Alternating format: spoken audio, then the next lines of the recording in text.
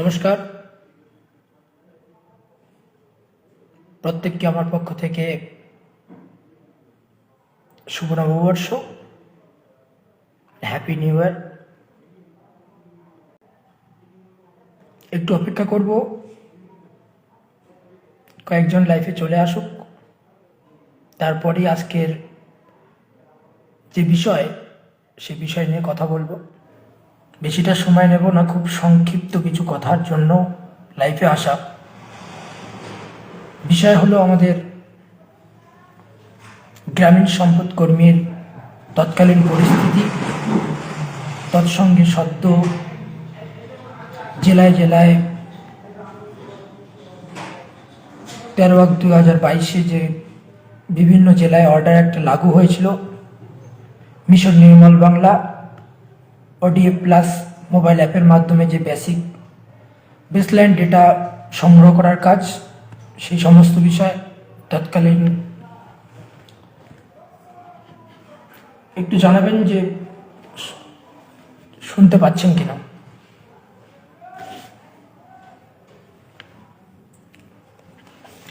আচ্ছা, সংক্ষিপ্ত কিছু কথাবার্তা তোমাদের সঙ্গে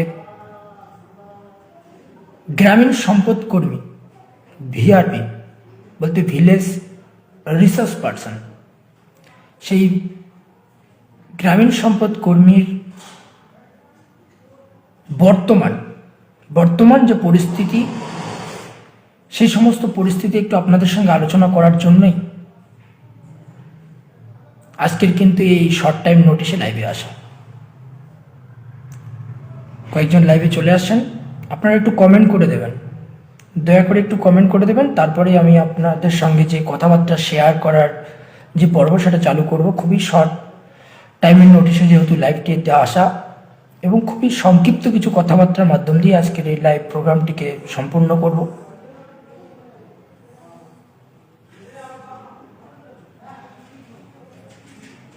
একটু কমেন্ট করে দেবেন। আচ্ছা, সবাইকে হ্যাপি নিউ ইয়ার এবং নমস্কার জানিয়ে সংক্ষিপ্ত কিছু কথাবার্তা আমি শুরু করছি। আমরা হলাম, সর্বপ্রথমে আমি আমার পরিচয়টা করে নিই। আমি শাকিল আহমেদ, সারা বাংলা গ্রামীণ সম্পদ কর্মী সংগঠনের জলপাইগুড়ি জেলা সংগঠনের জেলা সম্পাদক। তা আমাদের যে ডেজিগনেশন সেটা হলো গ্রামীণ সম্পদ কর্মী, ইংরাজিতে বলছে VRP, ভিলেজ রিসোর্স পার্সন। তো এর আগে আপনার নিশ্চয় আজকের দিনে সরকারি যে সমস্ত কর্মীকে আপনারা চেনেন, তার মধ্যে হয়তো বা আমি এই কথাটিতে একটু জোর দিয়েই বলতে পারি যে গ্রামীণ সম্পদ কর্মীর সম্মুখীন আপনারা নিশ্চয়ই হয়েছেন। প্রত্যেকটা জনসাধারণকেই আমি জানিয়ে দিচ্ছি যে আপনাদের সামনে অন্তত একবার হলেও কিন্তু গ্রামীণ সম্পদ কর্মী, ভিলেজ রিসোর্স পার্সন যারা রয়েছেন, অল ওভার ওয়েস্ট বেঙ্গলে 25,040 জন কর্মী রয়েছে। এই মুহূর্তে রাজ্য সরকারের মূল সৈনিক বলা চলে এই গ্রামীণ সম্পদ কর্মীদের, তাদের সম্মুখীন আপনারা হয়েছেন। আমরা 2015 সালে সরকারি যে নিয়োগ পদ্ধতি, সেই নিয়োগ পদ্ধতির মাধ্যম দিয়েই কিন্তু নিয়োগ হয়েছিলাম, মূলত সামাজিক নিরীক্ষা করার জন্য, সোশ্যাল অডিট। এর পর থেকে এই সামাজিক নিরীক্ষার পাশাপাশি রাজ্য সরকারের যে সমস্ত উন্নয়নমূলক প্রকল্প থেকে শুরু করে সামাজিক প্রকল্প রয়েছে, সমস্ত প্রকল্পের মূল কাণ্ডারি কিন্তু এই গ্রামীণ সম্পদ কর্মী। আমি একটু গর্ববোধ করেই বলতে পারি, আমরা তৎকালীনে করোনা মহামারীর মতো একটি মহামারীর সম্মুখীন হয়েছিলাম। আমি যারা আমাদের সাধারণ পাবলিক রয়েছে, যারা লাইভ প্রোগ্রামটিতে অংশগ্রহণ করেছেন, তাদের উদ্দেশ্যে বলতে চাই যে এই করোনা মোকাবিলায় গ্রাসরুট লেভেলে সরকারের হয়ে সমস্ত জনসাধারণের সুরক্ষার কথা চিন্তা করে, সমস্ত জনসাধারণের সুরক্ষার কথা চিন্তা করে নিজের জীবনকে বাঁচিয়ে রেখে যদি কেউ গ্রাসরুট লেভেলে লড়াই করেছেন, তারা হলো গ্রামীণ সম্পদ কর্মী। সত্যি কথা বলতে, গ্রামীণ সম্পদ কর্মীরা সেই করোনাকালীন অবস্থায় প্রত্যেকটা ডোর টু ডোর ভিজিট করেছেন, মানুষের মধ্যে সচেতনতা বাড়িয়েছেন। তৎসঙ্গে যারা মাইগ্রেন্ট লেবার রয়েছে, মাইগ্রেন্ট লেবার বলতে যারা আমাদের বিশেষ করে পশ্চিমবঙ্গের কিছু শ্রমিক, বেশিরভাগ শ্রমিক কেরলে কাজ করে, অন্য দেশে পাড়ি দেয়, সেই মুহূর্তে যেহেতু করোনা মহামারীর মতো একটা পরিস্থিতি বা আকার নিয়েছিল, সেই মাইগ্রেন্ট লেবাররা নিজ রাজ্যে ফিরে এসেছিল। তাদের খোঁজ খবর থেকে শুরু করে তাদেরকে কোয়ারেন্টাইনে কীভাবে থাকতে হবে সেই সমস্ত সচেতনতা, তৎসঙ্গে যে সমস্ত জনাধার রয়েছে, বাজার ঘাট, অফিস, আদালত, সেই সমস্ত জায়গাগুলোতে স্যানিটাইজেশন। গ্রামে কারো বাড়িতে করোনা অ্যাটাক করলে বা করোনার মাধ্যমে আক্রান্ত হলে সেই বাড়িটিতে গ্রামীণ সম্পদ কর্মীরা কিন্তু নিজের জীবনকে বাজি রেখে উইদাউট কোনো সুরক্ষা ছাড়া সেই বাড়িটিতে পৌঁছে গিয়েছেন। সেই বাড়ির বাকি যারা সুস্থ ছিল তাদের সেই সমস্ত জনসাধারণের খোঁজ খবর নিয়েছেন, তাদেরকে কিভাবে থাকতে হবে সেই সমস্ত সচেতনতা বাড়িয়েছেন। তার সঙ্গে পশ্চিমবঙ্গ সরকারের নজিরবিহীন প্রকল্প দুয়ারে সরকার, সেই দুয়ারে সরকারকে সফলতা প্রদান করেছেন এই গ্রামীণ সম্পদ কর্মীরা। আমি হলফ করে বলে দিতে পারি, গ্রামীণ সম্পদ কর্মীরা দুয়ারে সরকারের অক্লান্ত পরিশ্রমের মাধ্যম দিয়েই কিন্তু দুয়ারে সরকার প্রকল্পটিকে রাজ্য সরকার সফল করতে পেরেছেন। আমি একজন গ্রামীণ সম্পদ কর্মী হিসেবে বলতে পারি। সেই দুয়ারে সরকার পরের থেকে শুরু করে পরে যে দুয়ারে সরকারের সব থেকে উল্লেখযোগ্য প্রকল্প ছিল লক্ষ্মীর ভাণ্ডার। সেই লক্ষ্মীর ভাণ্ডার প্রকল্পে মুখ্যমন্ত্রী মমতা বন্দ্যোপাধ্যায়ের স্বপ্নের প্রকল্প লক্ষ্মীর ভাণ্ডার প্রকল্পকে কিন্তু বাস্তবতা প্রদান করেছেন, এতটা তাড়াতাড়ি ইমপ্লিমেন্ট করেছেন গ্রামীণ সম্পদ কর্মী। ভ্যাকসিনেশন এত তাড়াতাড়ি 100% নিজের সর্বস্ব দিয়ে ভ্যাকসিনেশন যতটা সম্ভব তাড়াতাড়ি কমপ্লিট করা যায়, এর জন্য কিন্তু গ্রামীণ সম্পদ কর্মীরা নিজেকে সর্বতভাবে সঁপে দিয়েছেন। বলতে গেলে আমি একটু গর্ববোধ করে বলতে পারি একজন গ্রামীণ সম্পদ কর্মী হিসাবে, যে রাজ্য সরকারের সমস্ত প্রকল্পের মূল কাণ্ডারি কিন্তু বর্তমানে গ্রামীণ সম্পদ কর্মী। কিন্তু এবার বাস্তব পরিস্থিতিটা একটু বলি যে গ্রামীণ সম্পদ কর্মীদের বর্তমান যে রাজ্য সরকার রয়েছে, সেই রাজ্য সরকারের সময়কালীনই তাদের নিয়োগ হয়েছিল এবং বর্তমান অবস্থাতেও এই দিন মজুরির শ্রমিক গ্রামীণ সম্পদ কর্মী পায় মাত্র দিন প্রতি 175 টাকা, যেটা হিসাব করলে মাসে হয় 5250 টাকা। আমি বলে দিতে চাই যে 5250 টাকার এই যে গ্রামীণ সম্পদ কর্মী, এদেরকে কিন্তু হাওয়ার মাধ্যমে নিয়োগ করা হয়নি। এদের সরকারি সমস্ত নিয়োগ প্রক্রিয়া একটা গ্রাম পঞ্চায়েত লেভেলের সেই সময় যতগুলো অ্যাপ্লিক্যান্ট ছিল তাদের মধ্য থেকে টপ 10কে মেরিট লিস্টে স্থান দেওয়া হয়েছিল। তাদের রিটেন এক্সাম হয়েছিল, রিটেন এক্সামের পরে ইন্টারভিউ হয়েছিল, মানে সরকারি সমস্ত কিছু প্রসিডিওর কিন্তু মেনেই তাদের নিয়োগটা হয়েছিল। এই গ্রামীণ সম্পদ কর্মীদের মধ্যে বর্তমানে রয়েছে MA pass, graduate, minimum HS রয়েছে এবং একটা গ্রাম পঞ্চায়েতের টপ 10 রয়েছে। তো সমস্তভাবে এডুকেটেড পার্সনদের কিন্তু এই গ্রামীণ সম্পদ কর্মীদের স্থান দেওয়া হয়েছিল। বা পশ্চিমবঙ্গের যে 25,040 জন গ্রামীণ সম্পদ কর্মী রয়েছে তাদের মধ্যে কিন্তু আমি এটা বলতে পারি শিক্ষিতরাই স্থান পেয়েছে। কিন্তু বর্তমান রাজ্য সরকার সর্বতভাবে তাদেরকে সমস্ত সরকারি প্রকল্পে স্থান দিয়েছে, কাজ করার সুযোগ দিয়েছে ঠিকই, কিন্তু একবারও চিন্তা করেনি 5250 টাকায় আজকের দিনে, এই মূল্যবৃদ্ধির দিনে কার সংসার চলে। একবারও চিন্তা করেনি এই 175 টাকায় যারা ফিল্ড ওয়ার্ক করে তাদের কিভাবে দিন চলে, তারা কি করে দিনের শুরুতে কাজে বেরিয়ে আবার শেষে বাড়ির পরিবারটির জন্য ব্যাগে কিছু খরচা করে নিয়ে আসবে মাত্র 175 টাকা। সব থেকে উল্লেখযোগ্য বিষয়, এই যে 175 টাকা, যেটা মাসে হিসাব করলে 50 টাকা, মাসে হিসাব করলে 5250 টাকা,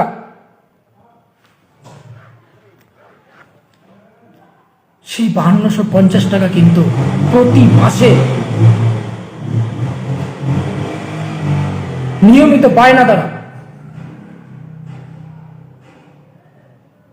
সরকারের দিকে কোনো খেয়াল নেই।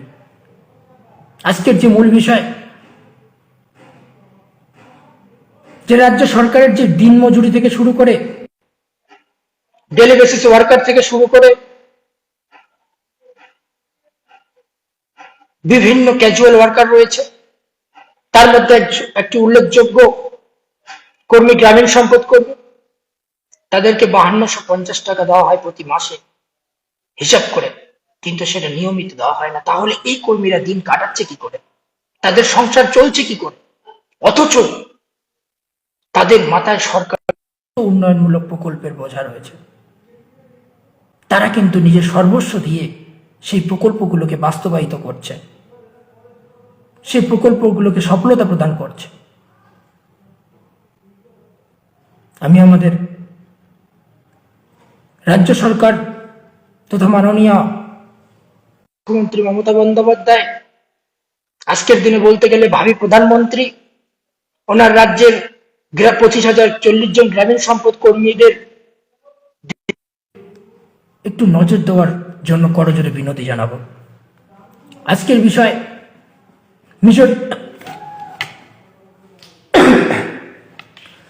Mission Nirmal Bangla ODF plus, mission Nirmal Bangla একটি কাজ প্রদান করেছেন।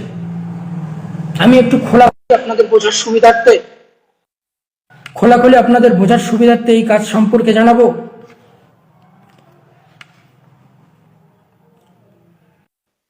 কাজটি কি দিয়েছেন?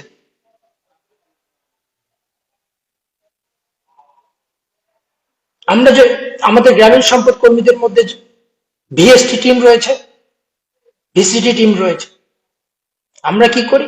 ভেক্টর ওয়ার্ড ডিজিজ কন্ট্রোলের যে মনিটরিং এর কাজটি রয়েছে, অ্যাওয়ারনেস এর কাজ রয়েছে, সেটা করি। নতুন করে একটি কাজ প্রদান করেছেন, যে নির্মল বাংলার বাজার ঘাট রয়েছে, স্কুল রয়েছে, পাবলিক প্লেস রয়েছে, সেই জায়গাগুলোতে প্রথমত শৌচাগার রয়েছে।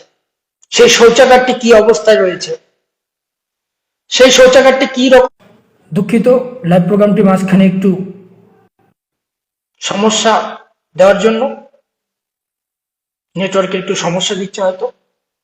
যে পাবলিক প্লেস রয়েছে, একটা বাজার রয়েছে, একটা স্কুল রয়েছে, একটা অঙ্গনওয়াড়ি সেন্টার রয়েছে, একটা মোড় রয়েছে, একটা মন্দির রয়েছে, একটা মসজিদ রয়েছে, বিভিন্ন প্লেসে বিভিন্ন শৌচাগার রয়েছে। সেই শৌচাগারগুলো কি পরিস্থিতিতে আছে এবং গ্রামেগঞ্জের আবর্জনাগুলো কোথায় জমা হচ্ছে, সেগুলো জমা করছে কিনা, সেই সমস্ত জিনিসগুলো দেখার জন্য ওডিএফ প্লাস একটা মোবাইল অ্যাপের মাধ্যম দিয়ে সেই সমস্ত জিনিসগুলো দেখার দায়িত্ব দিয়েছে গ্রামীণ সম্পদ কর্মীদের। ভাবুন, আমি কোনো কাজকে ছোট বলবো না, সমস্ত কাজ তো কাজ, কিন্তু গ্রামীণ সম্পদ কর্মীদের যে স্বপ্ন দেখিয়ে যে কাজের জন্য নিয়োগ করা হয়েছে, যে শিক্ষাগত যোগ্যতার মাধ্যমে তাদেরকে নিয়োগ করা হয়েছিল, কনকারেন্ট সোশ্যাল অডিট, সেই সোশ্যাল অডিটের কাজ না দিয়ে কোন কাজ দেওয়া হচ্ছে? আমাদের শিক্ষার গুণগত মানটাকে কোন পর্যায়ে নিয়ে গেছে, যেখানে আমরা অডিট, সামাজিক নিরীক্ষা করার জন্য নিয়োগ হয়েছি, তারপরে চলে আসলো আমাদেরকে মেথরগিরি করার জন্য নিয়ে আসলো। আমাদেরকে গ্রামে গঞ্জে ঘুরতে হবে, কোথায় কার টয়লেটে পায়খানা করেছে, জল ঢেলে দেয়নি, কোথায় কার টয়লেট ভাঙা, কোথায় কে বাইরে টয়লেট করছে, কোথায় কে নোংরা আবর্জনা ফেলছে, সেটা হবে। আমি আবারও বলছি, আমি কোনো কাজকেই ছোট বলছি না। সরকারের সমস্ত কাজে আমরা যেহেতু সর্বতভাবে ঝাঁপিয়ে পড়েছি, এবারও পড়ব, কিন্তু একটু মমতাময়ী সরকারকে, এই সরকারকে, রাজ্য সরকারকে আমি বিষয়টা দেখতে বলছি, খোঁজ খবর নিয়ে, যে গ্রামীণ সম্পদের কর্মীদের কোন শিক্ষাগত যোগ্যতায় নেওয়া হয়েছে, এই গ্রামীণ সম্পদ কর্মীদের কোন শিক্ষাগত যোগ্যতায় নিয়োগ করা হয়েছিল, আর আজকে আমি এদেরকে কোন কাজ করাচ্ছি, কেন ছিল concurrent social audit, concurrent social audit, যেখানে সুপ্রিম কোর্ট, মহামান্য সুপ্রিম কোর্ট পর্যন্ত রায় দিয়েছেন যে প্রত্যেকটা রাজ্যে social audit, concurrent social audit করতে হবে। সেখানে কোথায় কনকারেন্ট সোশ্যাল অডিট? সেটা না করি আমাদেরকে কোথায় কার টয়লেট বাথরুম ভেঙে পড়ে রয়েছে, কোথায় কার টয়লেট বাথরুম নোংরা হয়ে পড়ে রয়েছে, কোথায় কার টয়লেট বাথরুমে জল ঢেলে দেয়নি, কোথায় ইউজ করছে না, স্কুল কলেজের টয়লেট বাথরুম কিরকম পরিস্থিতিতে রয়েছে, কোথায় নোংরা আবর্জনা জমা রয়েছে, কোথায় নোংরা আবর্জনা ঠিকঠাক ভাবে ডিসপোজ করা হচ্ছে না, সেসব দেখার জন্য। এবং সব থেকে উল্লেখযোগ্য বিষয় আমি বলে দিচ্ছি, যে আধিকারিকগণ চিন্তা ভাবনা করেছেন যে গ্রামীণ সম্পদ কর্মীদের আমি 150টা প্লেস অর্ডারটিতে উল্লেখ অর্ডারটিতে উল্লেখ করা, সরি 150 নয় 250, মানে 250টা প্লেস ঘোরার পর তাদেরকে 200 টাকা প্রদান করা হবে। একটু পাতি বাংলায় বলতে গেলে আমি বলতে বাধ্য হচ্ছি, যে মানুষটার মধ্যে একটু শিক্ষা নেই, একটু শিক্ষা নেই, বলতে গেলে মূর্খ, সে মানুষটা বুঝবে যে একজন সরকারি কর্মী সমস্ত নিয়োগ প্রক্রিয়া একটা শিক্ষাগত যোগ্যতার মাধ্যম দিয়ে এক জায়গায় এসেছে, তাকে 250টা প্লেস মানে 250টা বাড়ি ঘোরার পর 200 টাকা প্রদান করা হবে। অনেকটা দিয়ে দিচ্ছে না? 250টা বাড়ি ঘোরার পর 200 টাকা, মানে তাদের কাছে অনেকটা দিয়ে দিচ্ছে আমাদেরকে। আমি মনে করি গ্রামীণ সম্পদ কর্মী হিসাবে এটা আমাদের আত্মমর্যাদায় আঘাত করার মতো একটা বিষয়।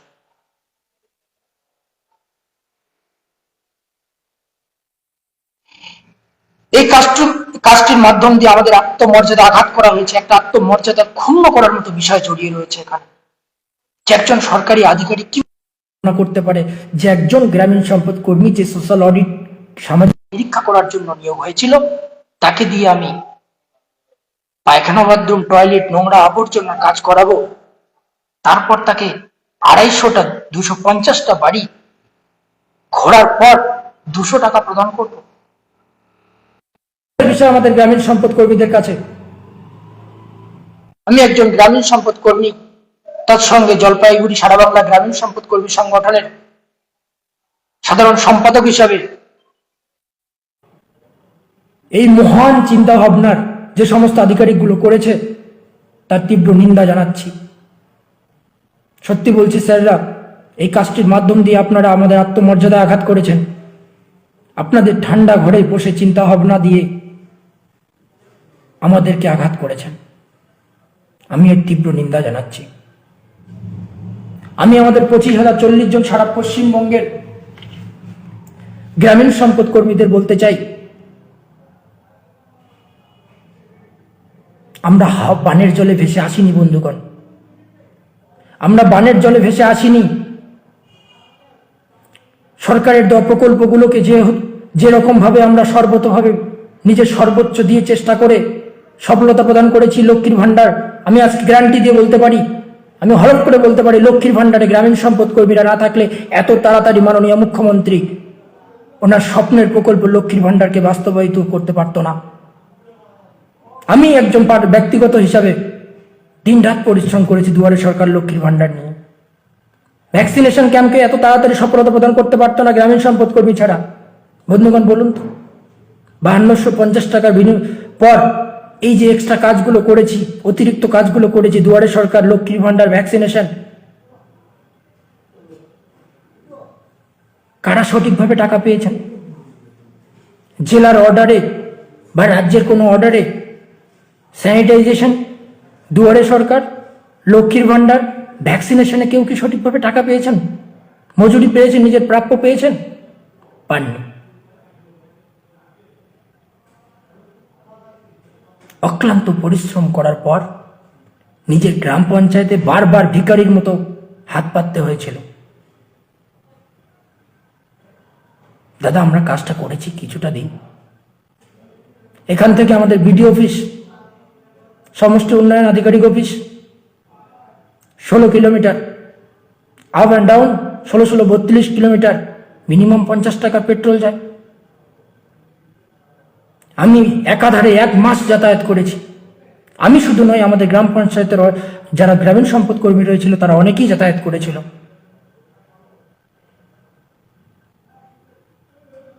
এরপর গ্রাম পঞ্চায়েত অফিসে সেই লক্ষ্মীর ভাণ্ডারের কাজ করেছি। 10টার দিকে বাবুর মতো বাড়িতে খাওয়া দাওয়া করে অফিসে যাই, সারাদিন অক্লান্ত পরিশ্রম করি। মানুষের কথাবার্তা, কেন আমার লক্ষ্মীর ভাণ্ডার ঢোকেনি, কেন আমার টাকা ঢোকেনি, সমস্ত কাগজপত্র চেক করার পর সন্ধ্যাবেলা বাড়ি ফিরেছি। কোনোদিন দুপুরবেলা পকেটে টাকা ছিল তো টিফিন করেছি, কোনোদিন করিনি। হ্যাঁ, কোনোদিন অফিস থেকে টিফিন দিয়েছিল, কিন্তু আজ পর্যন্ত 1 টাকা পাইনি। সেই যে অতিরিক্ত কাজটা করেছি, 1 টাকা পাইনি। তার উপর গত 3 মাস থেকে ভিভিটিসি প্রকল্প, যে ভেক্টর বর্ন ডিজিজ কন্ট্রোল প্রকল্পের 3 মাস থেকে কাজ করিনি। একটা জিনিস আজকের রাজ্য সরকারের আমি চিন্তা করতে করতে অবাক হয়ে যাচ্ছি। সমস্ত প্রকল্প, বিভিন্ন নতুন নতুন প্রকল্প আনছেন রাজ্য সরকার, সেগুলোকে ইমপ্লিমেন্ট করছেন, বাস্তবায়িত করছেন, তার জনাধার বাড়াচ্ছেন, জনসংযোগ বাড়াচ্ছেন। কিন্তু সেই প্রকল্পগুলোকে, যে লক্ষ্মীর ভাণ্ডার আমরা করলাম, যে লক্ষ্মীর ভাণ্ডারকে আমরা বাস্তবায়িত করলাম, যে লক্ষ্মীর ভাণ্ডারের খুঁটিনীতি সমস্ত কাজ আমরা করলাম, সেই লক্ষ্মীর ভাণ্ডারের সমস্ত টাকা, বেশিরভাগ টাকাই কিন্তু বেনিফিশিয়ারিরা পেয়ে গেছেন। কিন্তু যে লক্ষ্মীর ভাণ্ডারের কাজটা আমরা করলাম, সেই গ্রামীণ সম্পদ কর্মীরা সেই লক্ষ্মীর ভাণ্ডার প্রকল্পের কাজ করে 1 টাকা মজুরি পায়নি। কেন আধিকারিকরা চিন্তা করে না যে এদেরও পেট আছে, এরা কি পেটে গামছা বেঁধে কাজ করবে? এরা কি নিজের অভাব অভিযোগের সঙ্গে গামছা বেঁধে লড়াই করবে? এক মুঠো চিড়ে খাওয়ার তো পরিস্থিতি নেই। 3 মাস থেকে ভিভিডিসি কাজ প্রকল্পের টাকা আমাদেরকে প্রদান করেনি এখনো পর্যন্ত। আমি সমস্ত গ্রামীণ সম্পদ কর্মী, আমার যারা ভাই দিদি বোন রয়েছেন, ওনাদের উদ্দেশ্যে বলছি, সবাইকে ঐক্যবদ্ধ হতে হবে। সরকারের যে সমস্ত প্রকল্পকে যেভাবে আমরা নিজের সর্বস্ব দিয়ে বাস্তবায়িত করছি, তার সঙ্গে আমাদের কিন্তু নিজের অধিকারটা আদায় করে নিতে হবে। বয়স কিন্তু ঘনিয়ে আসছে। এই যে সময়টাকে আমরা স্পয়েল করছি, এই সময়টা কিন্তু আমাদের কাছে ফিরে আসবে না। আমরা আজকে একে অপরের বিভিন্ন চিন্তা ভাবনার মাধ্যম দিয়ে, বিভিন্ন চিন্তা ভাবনার মাধ্যম দিয়ে আমরা কিন্তু চুপচাপ রয়েছি। কাজের চাপে আমাদেরকে কিন্তু রেখে দিয়েছে, বিভিন্ন কাজ, একটার পর একটা কাজ দিয়ে কিন্তু আমাদেরকে চেপে রেখে দিয়েছে। আর সেই চাপে আমরা কিন্তু পড়ে রয়েছি। আমাদের ফিউচার নিয়ে, আমাদের ভবিষ্যৎ নিয়ে চিন্তা ভাবনা করার কিন্তু আমাদেরকে সময় রাখতে যাচ্ছে না। এটাও এক প্রকার কিন্তু কৌশল। আমরা একে অপরের পিছনে লেগে এভাবে চুপ করে থাকলে কিন্তু আমাদের সামনে ভয়ঙ্কর অন্ধকার রয়েছে। আমি সমস্ত গ্রামীণ সম্পদ কর্মী ভাই, দাদা, বন্ধু, দিদি, বোন সবাইকে করজোরে আবেদন করছি, দয়া করে একটু এগিয়ে আসুন।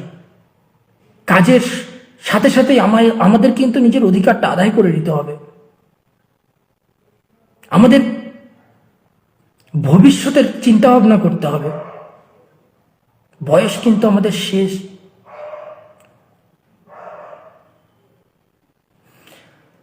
যে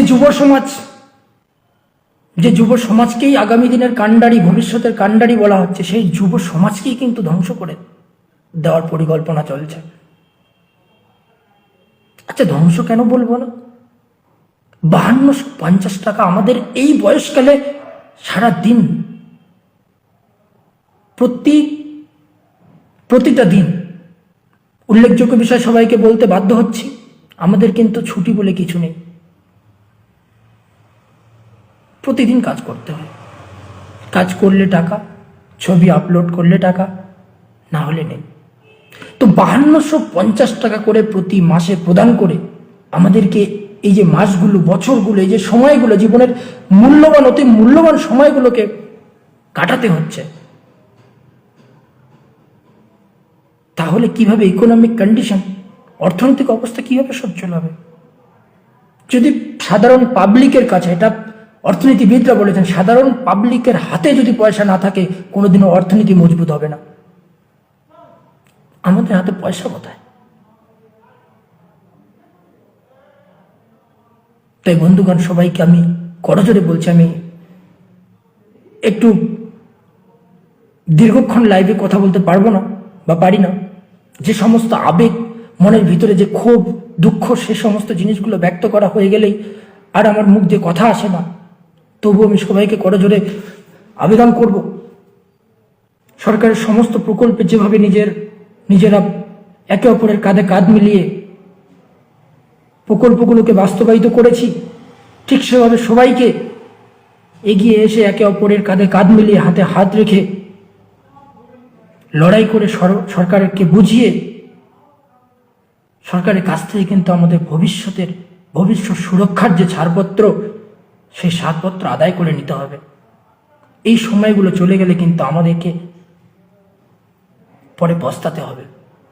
তাই একে অপরের পিছনে না লেগে, লাগা ছেড়ে দিয়ে সবাইকে এগিয়ে আসতে হবে।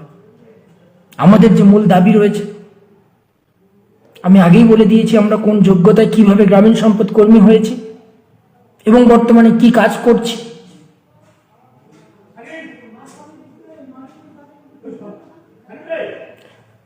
করছি। তো এই মুহূর্তে আমাদের যে মূল দাবিগুলো রয়েছে, ন্যূনতম 15,000 টাকা মাসিক বেতনের ব্যবস্থা করতে হবে, 62 বছর পর্যন্ত আমাদের কর্মনিশ্চয়তা প্রদান করতে হবে, আমাদেরকে সচিত্র পরিচয়পত্র প্রদান করতে হবে এবং যে কাজের জন্য আমাদেরকে নিয়োগ করা হয়েছে, কনকারেন্ট সোশ্যাল অডিট, সেই কনকারেন্ট সোশ্যাল অডিটের কাজই দিতে হবে। প্রত্যেককে ধন্যবাদ জানিয়ে, প্রত্যেককে নমস্কার, প্রত্যেককে এগিয়ে এসে নিজের অধিকার নিজেই আদায় করার বার্তা দিয়ে আজকের আমার যে লাইভ প্রোগ্রামটি, সংক্ষিপ্ত লাইভ প্রোগ্রামটি এখানে সমাপ্ত করছি। নমস্কার, ধন্যবাদ প্রত্যেককে।